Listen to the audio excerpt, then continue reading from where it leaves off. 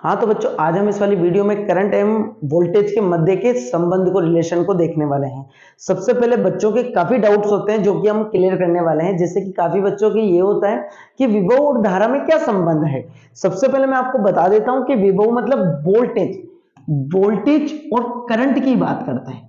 यदि वोल्टेज और करंट में संबंध क्या है, तो सबसे पहले मैं बता देता हूं, वोल्टेज जैसे कोई कारण है तो करंट उसका परिणाम है।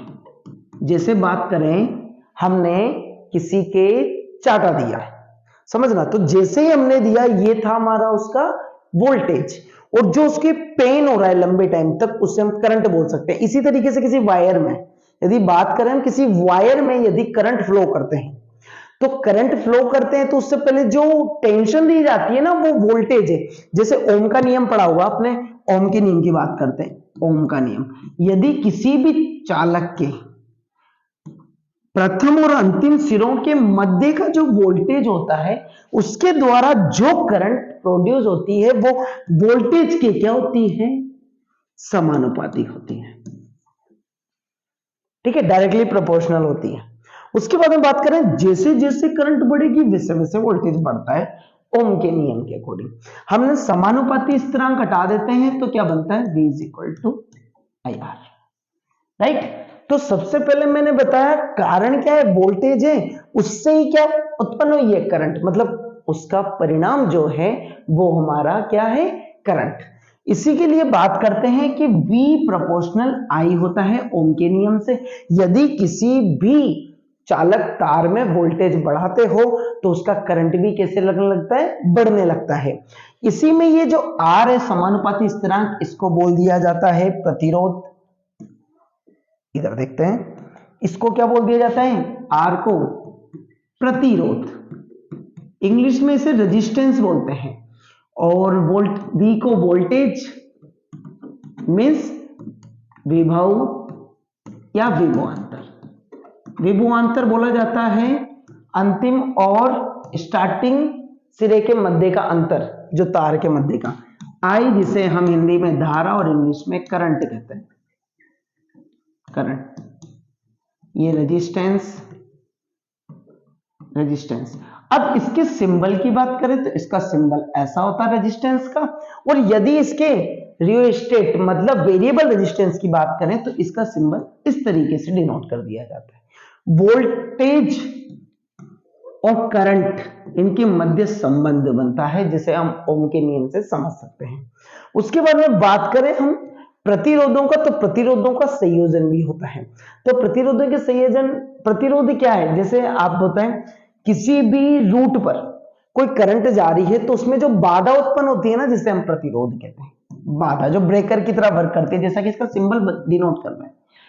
और धारा की बात करें तो धारा की परिभाषा की बात करें तो आवेश प्रवाह की दर, आवेश प्रवाह की दर। देखिए बच्चों, आवेश प्रवाह के, अब आवेश कितने तरीके के होते हैं, तो दो तरीके के होते हैं। सबसे पहले देखने वाले हम आवेश की बात करें तो आवेश कितने तरीके के होते हैं हमारे पास में, दो तरीके के। पहला होता है, दो तरीके के होते हैं, धनावेश और दूसरा ऋण आवेश, ऋण आवेश। देखिए बच्चों, धनावेश को पॉजिटिव और ऋण आवेश को नेगेटिव से डिनोट करते हैं।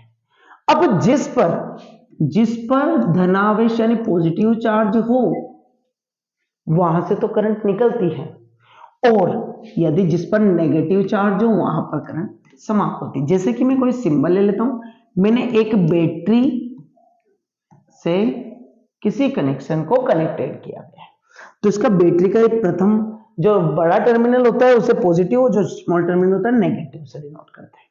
यदि हम किसी में करंट की डायरेक्शन की बात करें तो करंट इस तरीके से डायरेक्ट होती है, इसे करंट बोला जाता है। यदि मैं यही इलेक्ट्रॉन की बात करता हूं, इलेक्ट्रॉन, क्योंकि इलेक्ट्रॉन से ही करंट इंड्यूस होती है, इसी बैटरी को बना देते हैं,